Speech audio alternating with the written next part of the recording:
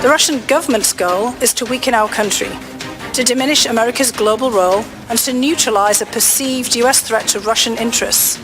Right now, Russia's security services and their proxies have geared up to repeat their interference in the 2020 election. We are running out of time to stop them. Witnesses at this week's impeachment hearing sounded the alarm about the threat of Russian interference in the 2020 election.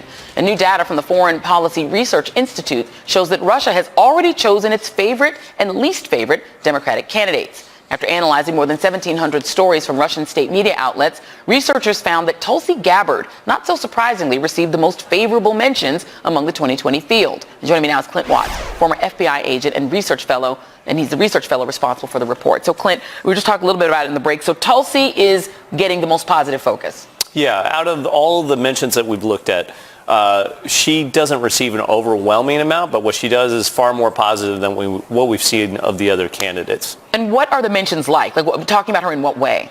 Mostly in terms of her rhetoric that she says about the U.S. government, its war stance, that it is aggressive or imperialist. That's sort of the nature of it.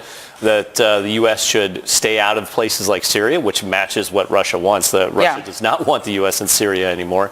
And that really we should withdraw from the world, which is a message that Russia wants Americans saying to Americans. So it's a great opportunity for them. Yeah, she uses the term regime change wars a lot, which is a common term, in my understanding, of the way that Russia talks about the United States. If you listen to that rhetoric, you would think that the U.S. started a war in Syria, which did not happen. That was part of the Arab Spring. If you remember, if we rewind all of this, that war has been going on for so long now that was part of the Tunisian, Libyan, Egyptian, Syria, Yemen. There are many uprisings that happened during that time. The U.S. didn't start those. So now let's talk about the person who gets the most negative mentions, and that is Joe Biden. Yes. And give me the nature of that.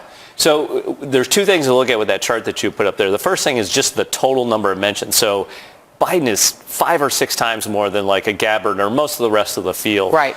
And those are much more negative. So I always tell people when they look at that chart, most of what RT or Sputnik does is very much like U.S. news, right? Yeah. About 70% is going to be neutral. Mm-hmm. So I look to see, okay, when do they move off that neutral 70% and change? When do the percentages start to change? And that's what sticks out with Biden.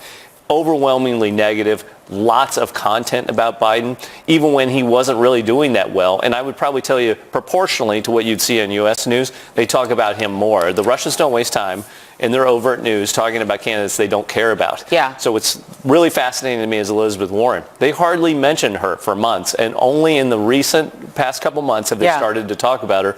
And surprisingly, it's been more negative than I would have expected it to be. Well, because if she were to defeat Donald Trump, that would defeat their interests, right? Their interest is Donald Trump being president. That's where there's been some weirdness when you watch her overt media, because they speak of her as if sometimes she's like part of Hillary Clinton, right? And you go, well, if you're in the United States, it doesn't quite make sense. Yeah. And you'll see that pop up sometimes even in the social media feeds. Out of those just to put you back in your FBI hat again, if you think about 2016, you think about now, from my outside looking in perspective, it appears that the Tulsi Gabbard, Joe Biden sort of dichotomy sounds very similar to the either Bernie Sanders or Jill Stein versus Hillary Clinton dichotomy. It feels like the Russians are running the same game, only now Biden is Hillary and Tulsi Gabbard is Jill Stein/Sanders. Right. So it's slightly different in 2020 only because President Trump is the incumbent this time. So for them, it's secure the base, split the opposition, just like a political campaign.